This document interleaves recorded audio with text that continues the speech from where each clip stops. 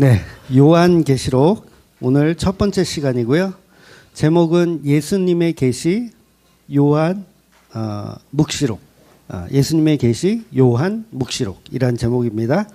요한계시록 1장 1절에서 6절까지 말씀 보도록 하겠습니다. 1절에서 6절까지 같이 읽겠습니다. 시작. 예수 그리스도의 계시라. 이는 하나님이 그에게 주사 반드시 속히 일어날 일들을 그 종들에게 보이시려고 그의 천사를 그 종 요한에게 보내어 알게 하신 것이라. 요한은 하나님의 말씀과 예수 그리스도의 증거 곧 자기가 본 것을 다 증언하였느니라. 이 예언의 말씀을 읽는 자와 듣는 자와 그 가운데에 기록한 것을 지키는 자는 복이 있나니 때가 가까움이라. 요한은 아시아에 있는 7 교회에 편지하노니 전에도 계셨고 장차 오실 이와 그의 보좌 앞에 있는 7 영과 또 충성된 증인으로 죽은 자들 가운데서 먼저 나시고 땅의 임금들의 머리가 되신 예수 그리스도로 말미암아 은혜와 평강이 너희에게 있기를 원하노라. 우리를 사랑하사 그의 피로 우리의 죄에서 우리를 해방하시고 그의 아버지 하나님을 위하여 우리 나라와 제사장으로 삼으신 그에게 영광과 능력이 세세토록 있기를 원하노라. 아멘. 네, 오늘부터 요한계시록 강의를 시작합니다. 성경 66권 중에서 가장 비밀스럽고 가장 난해하다고 할 수 있는 게 이제 요한계시록이죠. 그러니까 요한계시록은 복음을 이렇게 정리하고 있는 마지막 책이라고 할 수 있거든요. 뭐라고요? 복음을 정리하는 마지막 책. 그러니까 이게 중요한 게 뭐냐면 지금까지 없었던 새로운 이야기를 하는 게 아니에요. 요한계시록은 이미 쓰여진, 그러니까 요한계시록 말고 65권의 성경들을 정리하고 있는 책이라고 이해하셔야 되는 거예요. 그래서 계시록은 복음을 정리하는 책이기 때문에 장르가 되게 독특해요. 한마디로 장르가 좀 짬뽕입니다. 이것저것 막 돼 있어요. 그러니까 모세오경으로 치자면 신명기에 가깝고요. 신약 성경처럼 어떤 서신서, 편지 식으로 되어 있기도 해요. 그리고 구약의 선지서처럼 뭐 에스겔이나 스가랴나 뭐 그런 다니엘이나 막 신비로운 어떤 막 상징적인 그런 이야기들도 이렇게 나옵니다. 그러니까 본문의 책 제목은 책 제목이 그거죠. 요한이 기록한 계시록이다 이런 뜻으로 요한계시록인데 실제 내용은 요한의 계시록이라기보다는 예수님의 계시예요. 예수님의 계시. 근데 이 말이 예수님이 어떤 계시를 우리에게 주셨다가 아니라 그런 느낌도 있지만 예수님이 우리에게 계시를 주신 게 아니라 예수님이라는 자체가 계시이기 때문에 그 예수님을 우리에게 주셨다. 이렇게 이해를 하셔야 돼요. 그래서 예수님의 계시 그러면 예수님이라는 그 말씀이 육신되어 오신 그 자체를 우리에게 주신 거죠. 그러니까 말씀이 우리 곁에 이미 왔잖아요. 언제부터 왔어? 오래전부터 예수님의 십자가 사건부터 이미 사실은 예수님이 우리에게 오신 거고 사실은 그 이전에도 예수님은 계셨고 그러니까 어떤 새로운 이야기를 하는 것이 아니라 이미 있었던 그 말씀이라고 하는 예수에 관해서 명확하게 마무리를 하는 게 이제 요한계시록이라는 거죠.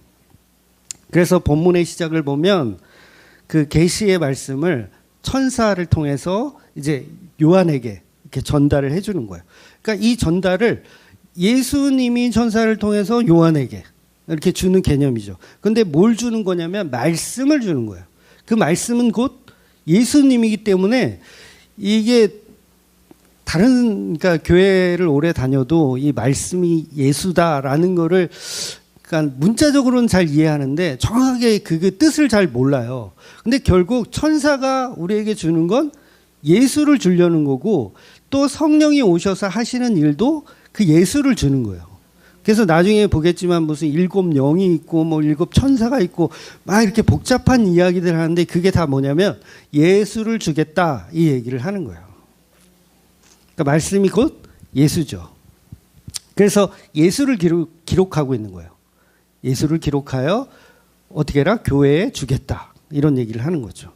그러니까 요한계시록은 현재 많은 목사들이 해석하고 있는 그런 방식, 어떤 세대주의적인 방식, 그다음에 우리의 미래에 대한 어떤 예언, 그런 어떤 미래에 대한 예언이니까 이걸 방법론적으로 우리가 들어서 이런 일이 있어. 환란이 있대. 7년 대환란이 있대. 그러니까 우리 보고 뭘 이렇게 방비하고 대비하라는 이야기가 아닌 거예요. 그러니까 사람들은 그런 걸 좋아하거든요. 나의 미래를 점쳐주고 또 미래에 이런 일이 닥쳤을 때 어떻게 해결할 수 있는 방법을 주는 책으로 생각하면 되게 기쁘거든요. 좋죠? 성경에 보면 다 우리가 해야 할 일들을 이렇게 기록하고 있어. 이제 환란이 올 거야. 그럼 너희들은 어떻게 하면 돼. 뭐 이런 얘기 있으면 좋을 것 같잖아요. 지난주인가요? 운정 가면 산내사거리, 우리 전도사님 집 앞에 산내사거리 그 사거리가 커요. 거기 이제 주차를 딱 하고 있어서 왼쪽을 딱 보니까 왼쪽에 이제 플랜카드 그 현수막 이렇게 하는 데가 있어요. 거기 보니까 신내림 받은 그 무당집 선전이 2개나 있더라고요. 그러니까 아니 이런 신도시에 무슨 무당집 그 개업한 그 2개나 있어요. 그 현수막 중에서 저게 신도시에서 장사가 되나? 이런 생각했거든요. 그러니까 지금도 사람들은 뭐예요? 미래에 대한 궁금증을 갖고 있는 거예요. 그럼 이왕이면 갓 신내림 받은 무당을 찾아가면 뭔가 좀 이렇게 해결될 것 같은. 그러니까 우리가 성경을 보더라도 그런 식으로 성경을 보더라는 거예요. 요한계시록 그러면 우리 삶의 미래에 대한 어떤 해결. 그렇게 요한계시록은 엉뚱한 방향으로 정말 수십 세기 동안 읽어져 왔어요. 그래서 무슨 요한계시록에 나오는 666은 뭐 누구다 뭐 적그리스도다 그러면서 뭐 옛날엔 네로 황제다 뭐 옛날에는 뭐 김일성이다 뭐 그 누구죠? 그 독일 그 히틀러다 뭐 별의별 해석들이 다 나옵니다. 근데 그건 정확한 해석이 아니라는 거죠. 그래서 요한계시록은 저와 여러분의 궁금증을 미래에 대한 어떤 궁금증을 해결하는 책이 아니라 앞으로 있을 일에 관한 이야기, 물론 그런 일 관한 이야기도 물론 기록이 되어 있지만 모든 걸 다 다루고 있는 거예요. 그러니까 과거, 현재, 미래까지 다 통일된 역사로 설명하고 있는 거예요. 그래서 요한계시록을 성령의 은혜로 기록한 그 요한은 이게 요한이 누구예요? 어떤 요한이죠? 예수님의 제자 요한이에요. 사도 요한. 이게 뭐 그렇게 안 보시는 분들도 있어요. 극소수이긴 하지만 동명이인이다. 예수님 제자 아니고 다른 요한이다. 뭐 이렇게 주장하는 사람도 있어요. 있기는. 그런데 뭐 저는 그렇게 보진 않고요. 사도 요한으로 봅니다. 사도 요한. 그러니까 사도 요한은 뭐 했어요? 요한복음 기록했죠. 그 다음에 요한일서, 요한이서, 요한삼서, 그 다음에 요한계시록을 기록한 거예요. 그러니까 요한은 다른 제자처럼 빨리 순교하지 않고 늙은 나이까지 이렇게 살았어요. 그러니까 결국은 왜 하나님이 살려주셨겠어요? 요한계시록 요거 마무리 지으라고 이렇게 살려놓으신 거예요. 그래서 저자가 요한이라는 의미는 말씀을 받은 자라는 뜻이거든요. 요한이 말씀을 받았잖아요. 말씀을 받은 자. 그래서 말씀을 받은 자는 이 누구를 상징하냐면 교회를 상징하는 거예요. 그러니까 개인적으로 받는 게 아니라 그 요한이라고 하는 교회를 상징하는 그 무리가 예수라는 계시를 받는 이야기를 하는 거죠. 그래서 요한이란 단어의 뜻 자체가 하나님의 은혜를 받은 자라는 뜻이에요. 하나님의 은혜를 받은 자. 그래서 이걸 이스라엘이라고 보통은 해석을 하죠. 은혜 받은 민족. 그래서 이스라엘. 요한은 이스라엘이에요. 그리고 요한은 그 이스라엘은 또 뭘 상징해요? 교회를 상징하죠. 그러니까 요한이 받은 건 요한이 받은 게 아니라 교회가 예수 그리스도라는 계시를 받은 거예요. 그래서 예수님 베드로한테 한테도 그러잖아요. 요한의 아들 시몬아 이렇게 표현하잖아요. 그 표현 자체가 사실은 이게 왜 하필 요한의 아들일까? 근데 요한이라는 의미 자체가 교회를 상징하기 때문에 베드로 너 배신하고 막 이랬지만 넌 여전히 교회야 라는 표현을 예수님이 하시는 거죠. 그러니까 요한계시록이라고 하는 이 책의 핵심은 너희가 예수를 받았다라는 이야기로 시작하는 거예요. 예수를 받았다. 말씀이 육신되어 오신 그 예수라는 존재를 교회가 받았다. 그래서 요한은 모든 성도를 대표해서 성경 66권을 받는 거예요. 그러니까 요한이 기록한 요한복음, 요한 1, 2, 3서, 요한계시록 요것만 받은 게 아니라 모든 성경을 요한이 다 지금 받고 있는 거예요. 왜냐하면 이게 과거, 현재, 미래니까. 요한계시록이 알파와 오메가라 그러잖아요. 나는 알파와 오메가다. 처음과 나중이다. 요 처음과 나중인 모든 것을 요한이 지금 우리를 대표해서 받아내고 있는 거예요. 그래서 예수님의 십자가에서 그 요한에게, 이 요한이 그 요한이에요. 예수님 십자가에서 요한에게 말하잖아요. 내 어머니를 부탁한다. 네 어머니 니이다. 맞나요? 표현이? 네 엄마다. 이게 뭐라 그랬어요? 교회를 맡긴다. 요거잖아요. 교회를 맡긴다. 그러니까 요한이 말씀을 받아서 그 교회를 뭐예요? 섬기는 거예요. 마리아라고 하는 어떤 그 교회의 됨을 이렇게 섬겨주는. 그러니까 저와 여러분이 성도라면 우리도 요한처럼 계시의 말씀을 받은 자예요. 저와 여러분 뭐 했다고요? 계시를 받은 자. 예수라고 하는 계시를 받은 그 존재. 즉 2000년 전 베들레헴에 태어나신 그 예수님의 계시를 우리가 받은 것이고, 창세기에 나타난 그 예수님의 계시를 우리가 받은 것이고, 예수의 영광을 위해서 그 모든 것을 우리가 다 받아내는 존재라는 거예요. 그래서 사실 이건 엄청난 거예요. 예수를 받았다는 건 감흥이 없어. 졸리면 자.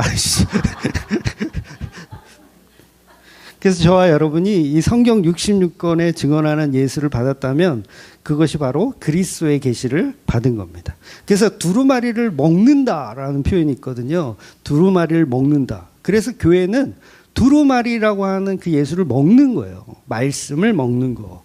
그래서 예수님 그러잖아요. 나의 살과 피를 먹고 마셔라. 그러니까 오늘 우리가 예배 드리는 것도 뭐예요? 예수의 살과 피를 먹고 마시는 거고, 그 말씀의 계시를 먹는 거예요. 그래서 요한이 받은 계시는 혼자 끝나는 게 아닙니다. 혼자 받고 이렇게 퉁 그런 게 아니에요.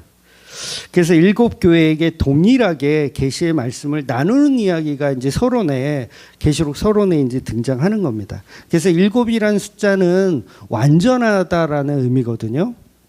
왜냐하면 그 당시 소아시아 교회에 트루키에, 지금의 트루키에인데 거기에 보면 교회가 7개만 있던 게 아니에요. 7개만 있던 게 아니에요. 우리가 잘 아는 골로새서도 그렇고, 골로새서 교회도 그렇고, 여러 가지 교회들이 있었어요. 7교회만 있는 게 아니라. 그러니까 그 교회들에게 다 줘야 되잖아요. 왜 누구는 주고 누구는 안 줘요. 뭐 사도행전에 나온 드로아 교회 같은 경우도 좀 받을 만한데 안 줘요. 7교회만 준다는 얘기는 7교회만 준다는 말이 아니라 다 준다라는 의미예요. 7, 완전수. 그러니까 안식일이라는 완전수. 그래서 우리 주맘교회도 몸된 교회라면 역시 말씀을 동일하게 주시는 거예요. 이제 계속해서 이제 소아시아의 그 교회에 보내는 편지에 관해서 이제 2장, 3장에서 이제 등장을 하는데, 그 편지도 우리 교회에 그대로 주시는 편지라는 거예요. 거기 보면 좋은 내용들이 없어요. 다 혼나는 내용들이에요. 막 혼나는 내용들. 그러니까 우리도 혼나야 되죠. 왜 대답이 없어? 갑자기 우리도 혼나야 돼요. 혼날 거 많잖아요. 오죽하면 저녁을 이제 6시 이후에 주겠대. 얼마나 그거 갖고 서로 또 싸우는지. 환장하겠어, 내가 아주. 아주 그냥. 그러니까 혼나야 되는 거예요. 우리 계속 혼나요. 그래서 이게 교회에게 편지를 보낸다라는 의미는 굉장히 중요한 건데, 여러분 이게 요한이 요한계시록만 우리에게 주는 게 아니라 그랬어요. 성경 전체 66권을 우리에게 다 주는 거예요. 그래서 이 요한계시록 2장 3장에는 편지에 대한 내용이 나오거든요.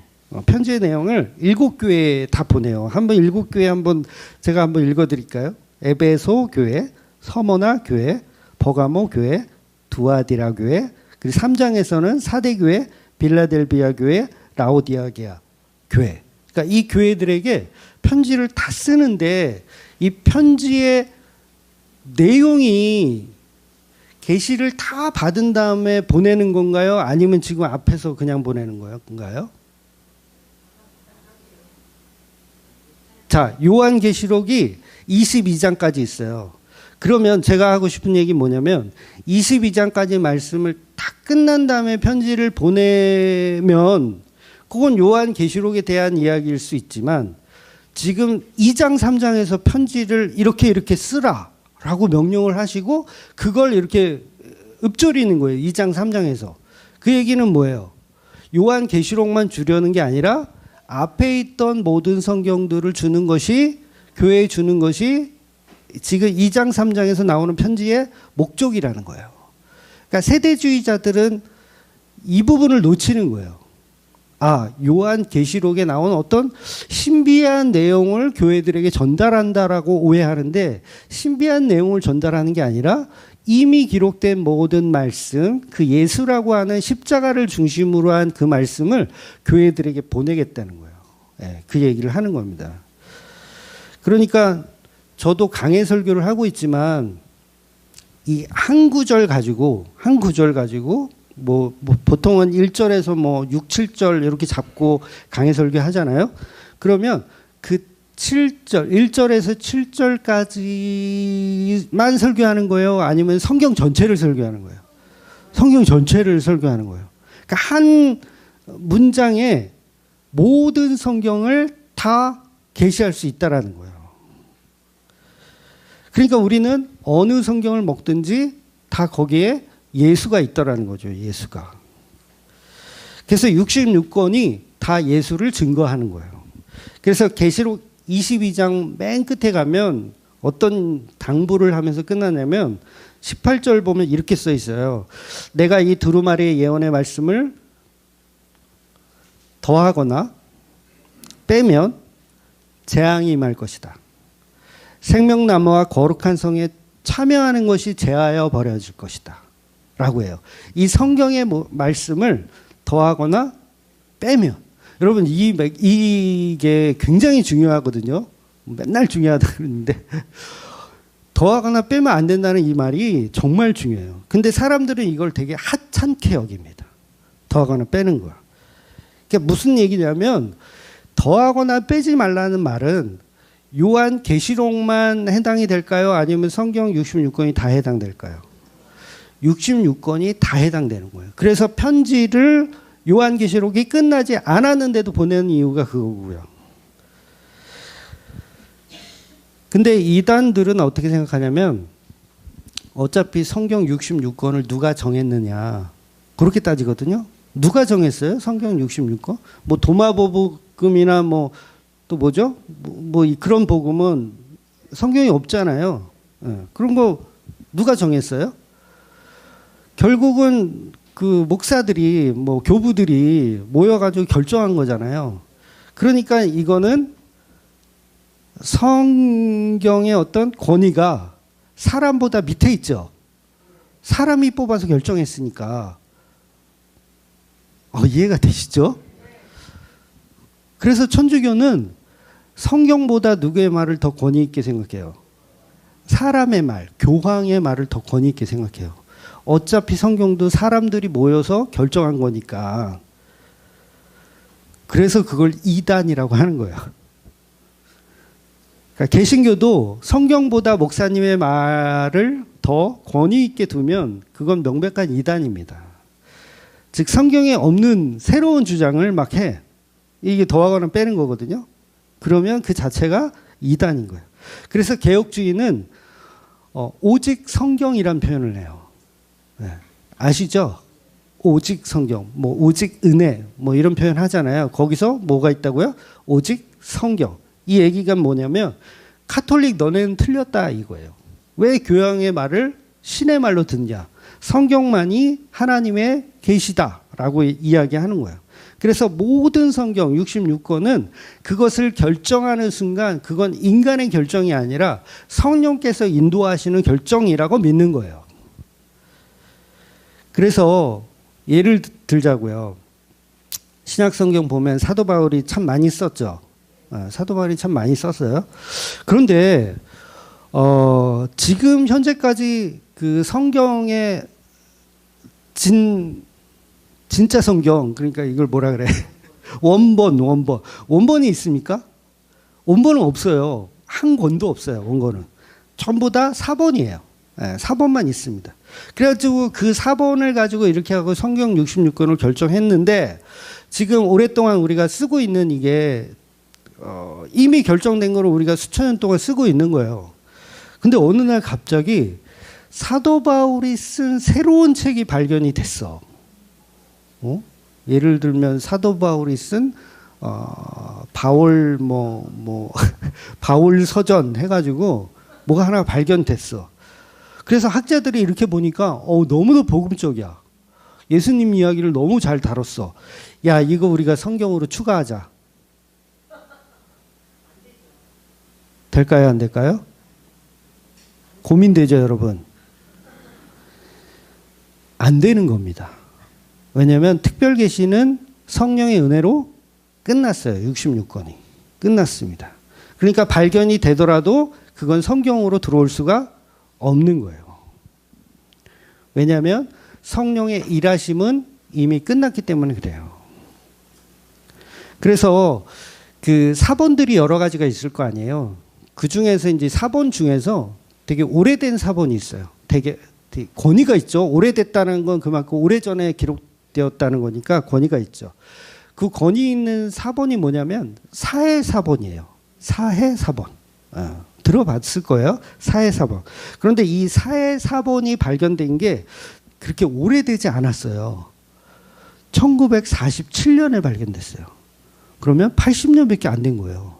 사본 발견된 게 80년밖에 안 됐는데 그동안 우리가 읽고 있던 책들보다 더 오래된 전에 쓴 거야. 그러면 이거 어떻게 되는 거야? 그럼 사해사본이 더 정확한 거잖아요. 더 오래전에 썼으니까. 그래서 사해사본을 이게 학자들이 신학적 고고학자들이 이제 발견을 해가지고 막 이렇게 복원을 했어요. 그럼 만약에 복원을 했는데 지금 쓰는 성경하고 달라 내용이, 그럼 어떻게 해야 될까요? 지금 쓰는 성경을 없애고 사해사본이 진짜다라고 믿고 해야 되는 것 같지 않아요? 내가 너무 여러분들을 네. 근데 다행히도 사해사본에서 발견된 그 복원이 잘 되지는 않았어요. 그 일부분 뭐 이사야라든가 시편이라든가 이런 거는 좀 복원이 됐는데 나머지는 아직도 복원하고 있어요. 복원이 쉽지가 않은가 봐요. 그러니까 과학적 기술이 더 발전해서 그걸 이제 복원해야겠죠. 일단은 하는 데까지 해서 여러 번 결과 어떻다? 똑같다. 지금 쓰고 있는 성경 그대로더라. 그러니까 성경은요, 스스로가 스스로를 지키는 힘이 있어요. 그래서 그걸 신학에서는 성경의 자증력이라고 표현을 해요. 자기 스스로 성경은 완성되고 지켜낸다라는 거예요. 그러니까 인간이 훼손하려고 막 노력을 해. 예를 들어서 북한 같은 경우는 막 그 김일성 옛날에 막 그랬잖아요. 성경 막 불태우고 막 그래서 기독교를 말살하고, 옛날에 일본에서도 그랬죠. 일본에서도 그랬고. 그랬는데 성경이 없어지던가요? 안 없어져요. 그러니까 성령이 그 성경을 어떻게든 지켜내는 거예요. 그러니까 새로운 성경이 발견될 수 있다 없다? 없습니다. 몰몬교에서 그 교주가 스미스인지 뭐 하는 사람이 있는데 교주가 꿈을 꿨대. 근데 어느 나무 밑을 파봐라. 계시의 말씀이 있을 거다. 그 막 파봤더니 진짜 책에 한 권 딱 있는 거야. 그래서 그걸 꺼내가지고 읽어보니까 야, 이거 성경보다 더 권위가 있어. 그 책이 뭐예요? 몰몬경이에요. 그렇게 되면 어떻게 된다? 그거를 요한계시록 22장에서 더하거나 뺀 거다. 그래서 생명나무에 죄하여 버리겠다. 이렇게 표현하는 거예요. 그러니까 오늘날 갑자기 천사가 나타나서 여러분에게 내가 새로운 계시를 주겠노라. 너는 오늘부터 사도행전 29장을 쓰도록 하여라. 이렇게 계시를 받았어. 그러면 그거 진짜다 가짜다? 가짜예요, 그거. 그래서 그 세대주의 분들은 액츠 29라는 말을 너무 쉽게 쓰거든요. 액츠 29가 뭐냐면 사도행전이 액츠라는 뜻이거든요. 사도행전 29장을 쓰자 이런 표현이에요. 그러니까 굉장히 이거는 비성경적인 이야기인 거예요. 액츠 29를 쓰면 어떻게 해요? 그 자체가 이단이고 생명나무에 제하여 버릴 일인데. 그러니까 오늘날도 천사가 교회 가운데 나타나서 두루마리 말씀을 막 선포하고 막 그런 일은 일어나지 않는다는 거예요. 혹시 천사가 보이시는 분은 병원에 빨리 진찰을 받으셔야 합니다. 우리가 히브리서 1장에서도 봤지만 뭐라고 써 있어요? 옛적에는 선지자들과 그다음에 여러 가지 조상들을 통해서 계시의 말씀을 전했지만 이 마지막 날에는 그 아들을 통하여 말씀을 계시하신다. 이렇게 히브리서 1장이 이렇게 얘기했잖아요. 그러면 아들을 통해서 말씀하셔야지 인간이 계시를 받아가지고 말씀하시면 돼요, 안 돼요? 예, 그러면 안 되는 거예요. 즉 예수님의 말씀이 육신되어 이 땅에 오셨고 그 십자가에 죽으시고 부활 승천하시는 그 계시가 이미 일어났고 요한은 그 계시를 지금 받고 있는 거예요. 그래서 본문에 보면 천사가 교회에게 직접 전달하지 않고, 그러니까 하나님이 천사를 보내잖아요. 하나님이 천사를 보내서 그 예수라고 하는 계시를 이렇게 우리에게 전달해 주는. 그래서 더 이상의 특별 계시는 없습니다. 여러분 성경이 곧 특별 계시예요. 이건 신학적으로 이제 상식이니까 알아두셔야 돼요. 특별 계시가 뭐라고요? 성경이에요. 그러면 성경 밖에는 특별 계시가 있다 없다? 없어요. 그러니까 성경 밖에 특별한 자연 계시를 무시하는 특별한 기적이나 이적이 일어날 수 있다 없다? 없다예요. 정확하게 이해하셔야 돼요. 예를 들어서 여러분이 여호수아처럼 기도해. 하나님 태양을 멈추어 주시옵소서. 나 빨리 가야 돼요. 시간이 없어요. 시간아 멈춰라. 아니 태양아 멈춰라. 태양아 멈춰라. 태양이 멈춘다 안 멈춘다? 멈추면 그게 특별 계시라고 하는 거거든요. 안 멈춰요. 성경에는 멈췄죠. 여호수아서는 멈추게 했잖아요. 모르시는구나 이 내용을. 네. 안 멈춘다고요. 왜냐하면 요한계시록으로 모든 성경이 끝났으니까. 그러니까 멈추는 날이 있다면 그건 예수님 재림하신 거예요. 태양이 멈췄네? 예수님 재림하셨네? 이렇게 생각하셔야 돼요. 성경에 보면 야 엘리야도 죽은 아이를 막 살리더구만. 나는 왜 안 되는가? 이런 거 고민하실 필요가 있어요 없어요? 없어요. 사도 바울은 독사에 물려도 죽지 않더만. 나도 한번 믿음으로 독사에 물려볼까? 어떤 목사가요 부흥회 막 하다가 그 사도행전을 막 설교했나 봐. 사도 바울은 막 독사에 물려도 죽지 않는 어떤 이런 믿음을 우리는 닮아야 된다고. 그러면서 그 자리에서 막 삘 받아가지고 막 농약을 마셨대요. 죽었대요. 뭐 이게 진짜인지 거짓말인지 모르겠는데 그런 얘기를 제가 들은 적이 있어요. 이거 종교적 믿음이거든요. 막 삘 받아가지고 막 사도 바울이 뱀에 물렸는데도 털어내고 끝내는 그 믿음 우리도 있어야 합니다. 그 농약을 먹고 죽었다는. 다니엘의 친구들처럼 풀무불에 들어가. 살아요, 죽어요? 죽어요. 갈비탕 한 그릇을 넣고 제가 축사하여 100명이 먹고 12강주리로 남길 수가 있다 없다? 없습니다. 죽어서 이미 냄새나. 시체가 썩어서 냄새나. 근데 제가 아주 그 용한 목사가 이미 냄새나는 그 시체에다가 안수하고 기도한다고 해서 그 사람이 벌떡 일어날까요? 네, 그런 일은 일어나지 않습니다. 말기 암 환자한테 막 손을 놓고 막 암덩어리를 막 꺼내고 막 이런 그 옛날에 할렐루야 기도원 가면 막 그런 짓을 했거든요. 저는 직접 가서 봤어요. 막 꺼내더라고요. 막 피를 막 배에서 막 꺼내. 와, 종교 사기꾼이에요. 종교 사기꾼. 여러분 제가 절에 다녔다고 그랬잖아요. 옛날에 절에 다녔을 때도요. 거기 가면 부처님의 정성으로 말기 암 환자 막 나았다고 간증해요. 막 나았고 뭐 막 이랬다고 막 간증하는 게 교회만 그런 게 아니라 절에 가도 똑같아요. 우리 사람의 몸은요. 그 플래시보 효과라 그러죠. 플래시보 효과. 또 노시보 효과라는 것도 있어요. 아프지 않은데 아픈 것처럼 느끼는.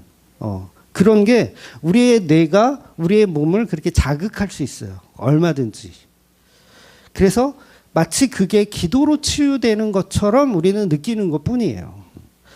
그러니까 6.25 때 내가 없어. 6.25 전쟁 때 팔을 잃었어.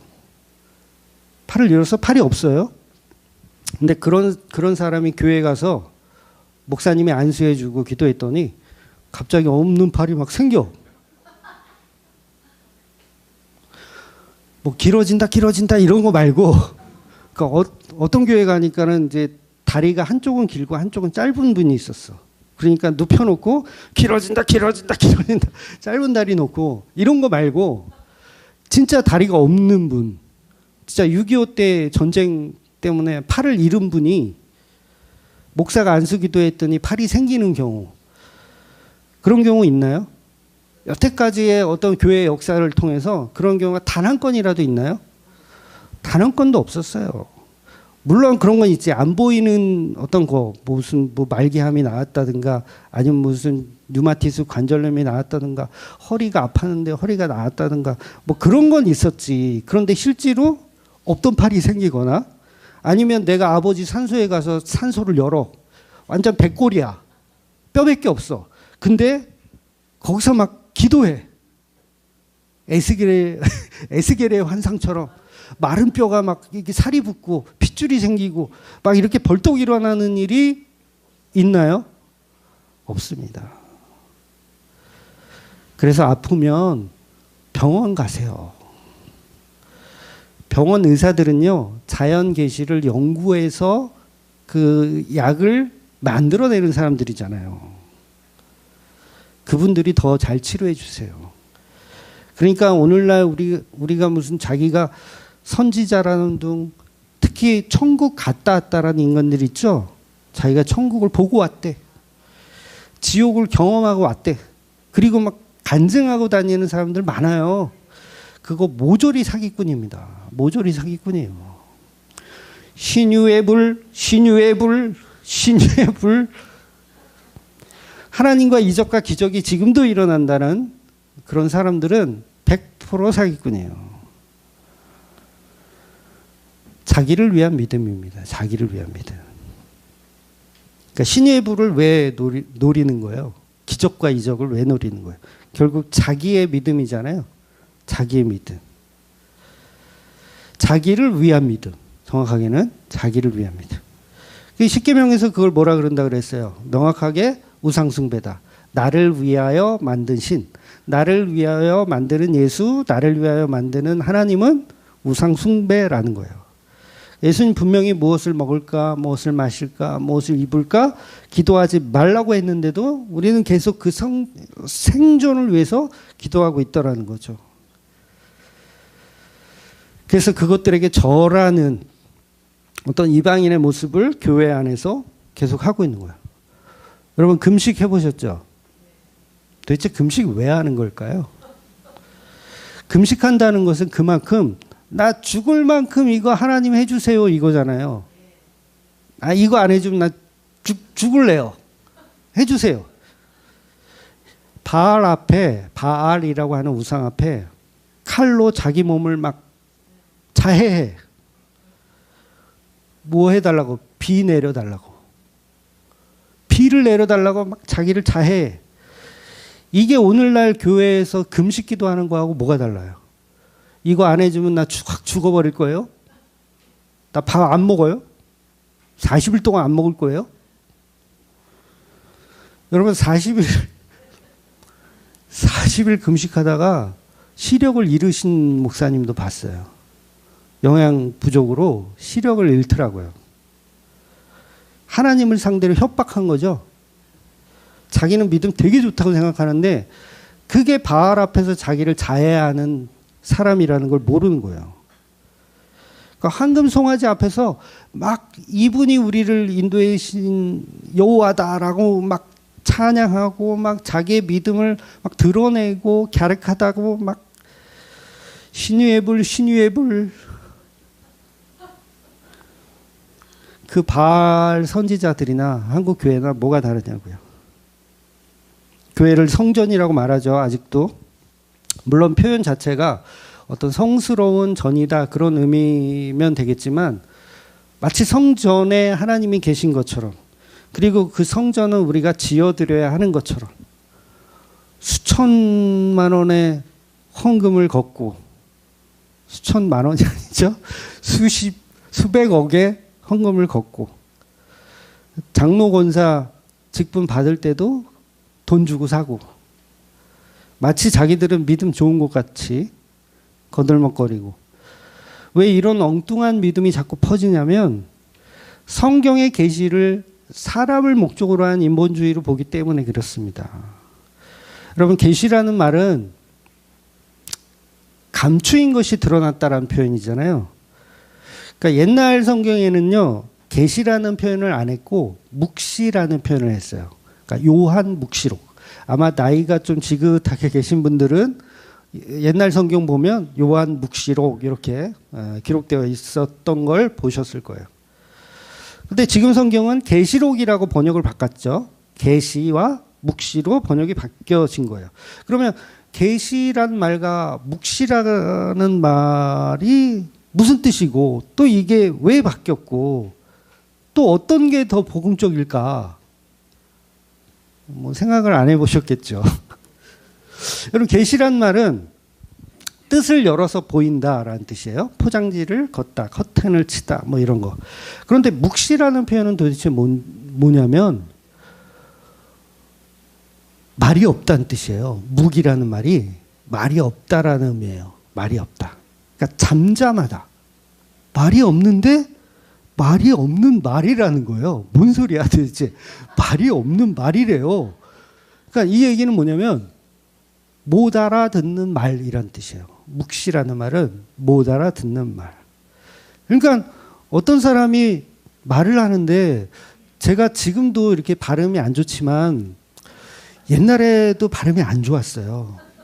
그래 이렇게 무슨 말을 하면 엄마가 맨날 뭐라 그랬어. 너 도대체 무슨 말 하니? 우물우물 거리지 말고 똑바로 말하고 우물우물 거리지 말고. 그 우물우물 거리는 게 뭐예요? 묵시예요. 묵시. 뭔 얘기인지 못 알아듣겠다. 야, 말 좀 똑바로 해라. 이게 묵시의 말이라고요. 그렇다면 뭐가 맞을까 했을 때 세상이 보는 시각에서는 묵시의 말이 맞는 거예요. 도대체 저게 무슨 말인지 못 알아들어요. 근데 계시는 정확하게 포장지를 뜯어서 알려주는 말이기 때문에 교회는 계시로 받는 것이고 세상은 그걸 묵시로 보는 겁니다. 그래서 하나님이 복음의 세계를 열어줘도 세상 사람들은 알아듣지 못하는 묵시의 말인 거예요. 어떤 사람들은 그러잖아요. 자기가 다 깨달음이 있고 다 알 수 있다. 근데 하나님은 그렇게 알 수 있게 안 하십니다. 그래서 어떻게 알게 하시냐면 사실은 교회를 통해서 알게 하시는 거예요. 교회로 묶어주시는 거예요.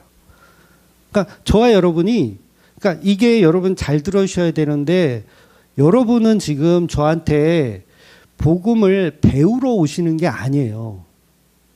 이게 무슨 말이냐면, 제가 무슨 강의를 해서 여러분에게 지식을 이렇게 전달해서 그걸 배우러 오신 게 아니라 뭐냐면 나누러 오시는 거예요. 나누러. 그러니까 이거를 서로 나눈다는 거는 서로 그 생각을 가지고 있어야 나누는 거거든요. 제가 아무리 떠들어도 여러분들이 그걸 이렇게 받아들이지 않으면 이건 대화가 되지 않는 거예요. 그러니까 여러분은 배우는 게 아니라 여러분이 이미 여러분 성령 안에 이 말씀이 있었는데 그걸 드러나게 하는 거예요. 이해가 되시죠? 없었던 지식을 새롭게 배우는 게 아니라 내 마음에 이미 있었어. 그 예수라는 복음이. 그랬더니 그걸 교회에서 건드려 주시니까 뭐예요? 그게 끄집어 나오는 거예요. 아, 그렇구나, 그렇구나.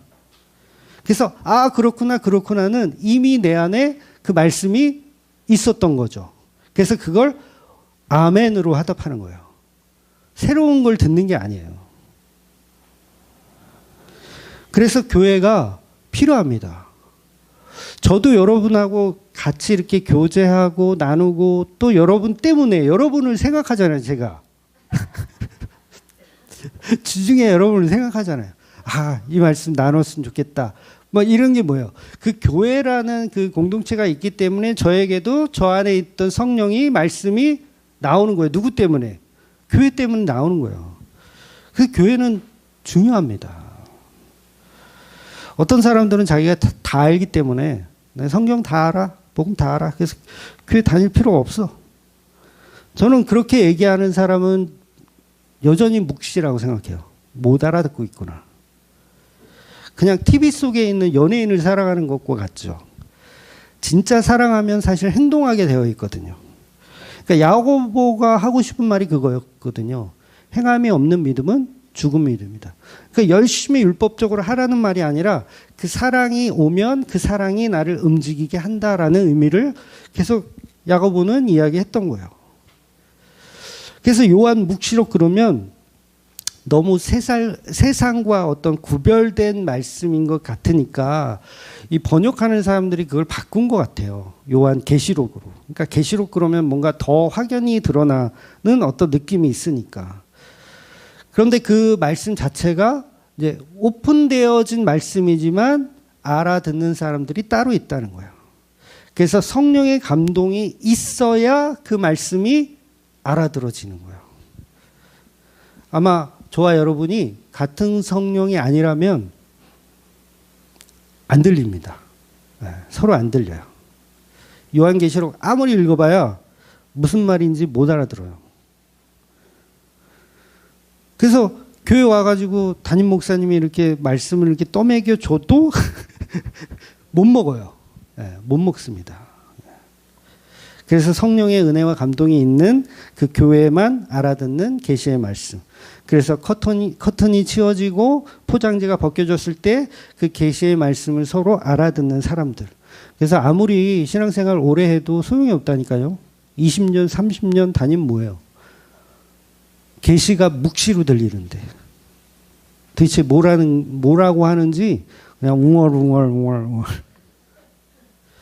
그 에티오피아 내시가 비서실장이에요. 이 사람이 굉장히 높은 사람이에요. 내시라 그러니까 네 마마 뭐 이런 생각하는데 비서실장, 에티오피아 비서실장 이사야서를 이렇게 읽고 있어요. 근데 아무리 읽어봐야 묵시로 들리는 거예요. 무슨 말인지 못 알아듣겠어요. 도살장에 끌려가는 이 양이 도대체 누구를 의미하는지 도대체 못 알아듣는 거예요. 그랬을 때 빌립 집사가 그 에티오피아 내시를 찾아가서 설명을 해준다고요. 이 말씀은 이렇다 저렇다 이렇게 설명해 주는데 사도행전 8장에 이제 나오는데 빌립이 이렇게 표현하죠. 빌립이 입을 열어 이 성경의 말씀으로 시작하여 예수에 관하여 복음을 전하니. 이 말씀으로 시작하여 예수에 관하여 복음을 전하니. 그러니까 성경 66권을 다 가지고 이사야서를 설명해 주는 거예요. 성경을 다 가지고 이사야서를 설명해줘. 그래서 그 이사야서가 말하는 게 예수다 설명해줘. 그러니까 이 빌립 집사의 말을 듣고 비서실장이 이제 귀가 열린 거죠. 성령이 은혜를 주셔서 귀가 열렸어. 그러니까 놀라 자빠져요? 안 놀라 자빠져요? 놀라 자빠지는 거야. 비서실장님이. 아니 그 얼마 전에 십자가에 죽었다는 그 나사렛 예수라는 그분이 이 성경에 나오는 그분이란 말입니까? 그렇다. 실장님이 충격을 받았어요. 그렇구나. 마차를 멈추래. 그러더니 집사님한테 집사님 저에게도 세례를 주십시오. 요즘 같으면 난리 나요, 여러분. 집사가 세례 준다고. 아마 교단에서 쫓겨날 수도 있어요. 야, 세례를 집사가 줘? 여러분, 교회들이 목사의 권위를 높이기 위해서 세례권은 누구에게만 있어요? 목사에게만 있다. 축도권은 목사에게만 있다. 저도 우리 교회에서 축도 저 혼자만 하잖아요. 지금은 우리 주 예수 그리스도의 나와. 얼마나 멋져요. 누가만 할 수 있다? 목사. 성찬식 할 때도요. 그 성찬기 이렇게 만지는 거 아무나 못해요. 그거. 그 장로 이상 돼야지 할 수 있어요. 그걸 누가 다 만들었다고요? 교회에서 만든 거예요. 교회 법으로. 다 거짓말이에요. 인간들이 그냥 권위를 만들기 위해서 만든 거지. 집사님이 마차를 세우고 내려서 그 에티오피아 실장님에게 세례를 베풀어 주시는 거예요. 집사님이 내가 성부와 성자와 성령의 이름으로 세례를 주노라 이렇게 했다는 얘기예요. 비서실장님이 기쁨으로 돌아가는 거예요. 예수라는 계시를 알게 되었어. 이 기쁜 소식을 빨리 자기 있는 나라에 가서 전하고 싶었겠죠. 그래서 계시록을 요한의 계시록이 아니라 이렇게 예수라는 계시를 선포하고 있는 책. 그래서 혼자 있을 때는 요한계시록이 무슨 말인지를 모르지만 우리가 모를 수 있어요. 여러분 지난주에도 제가 설명을 드렸던 것 같은데 교회 갔더니 요한계시록의 말씀이 이제 들리고 알아듣게 돼. 그래서 우리의 모든 선배들은 교회에 모이는 거예요. 모여서 그 예수를 나누는 거죠. 그래서 교리 중에는 교회 밖에는 구원이 없다라는 파격적인 이야기까지 있는 거예요.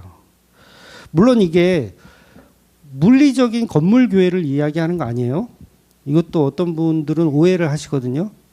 어제도 이제 미국 달라스, 텍사스 맞죠? 달라스가 텍사스죠. 미국에 가본 적이 없어가지고 계신 분한테 이제 카톡이 왔어요. 그 부분이 이제 걸려신 모양이에요. 아니, 근처에 갈 교회가 없다고 하시는 거죠. 그랬는데 그러면 율법적인 교회라도 섬기라는 의미인가? 뭐 이게 조금 헷갈리셨던 것 같아요. 근데 제가 율법적인 교회라도 섬기라는 의미입니까? 아니에요. 여러분 오해하시면 안 돼요. 두 사람이라도 둘이 모여서 예수님 이야기를 하면 그게 교회인 거예요. 그게 교회. 그 자리가 예배의 자리고 저는 그 얘기를 하는 거예요. 혼자 있지 마라. 누구든 복음을 나누어라. 그러니까 사실 뭐 유튜브를 통해서 복음을 들으려고 막 이렇게 노력하시는 분은 다행인 거야. 그것도 안 하는 사람이 있다니까. 자기는 복음 다 한다 그러면서. 그래서 성경은 반드시 성령의 은혜를 통해서 사람이 기록해야 하고 그 성령 받은 교회가 그 묵시의 말을 알아듣게 되어 있다는 거예요. 그래서 이제 시간이 많이 갔네요. 많이 갔네. 그래도 해야지. 오후 예배는 제가 안 합니다. 이제 요한계시록은 이제 한 문장씩 이제 볼 텐데 묵시의 말을 전부 예수의 계시로 말하고 있는 거예요. 서로 알아듣는 말로. 아멘으로 화답할 수 있어야 된다는 거죠. 그래서 묵시의 말을 알아듣는 걸 이제 사도행전에서는 방언이라고 표현을 하고요. 근데 묵시의 말을 알아듣지 못하는 경우가 있죠. 그거는 성령의 은혜가 없기 때문에 그래요. 자, 1절을 한번 읽어보도록 하겠습니다. 1절 시작. 예수 그리스도에 계시라. 이는 하나님이 그에게 주사 반드시 속히 일어날 일들을 그 종들에게 보이시려고 그의 천사를 그 종 요한에게 보내어 알게 하신 것이라. 자, 여기서 사람들이 오해하는 단어가 뭐냐면 속히 일어날 일들. 요것 때문에 과거, 현재는 무시해버려요.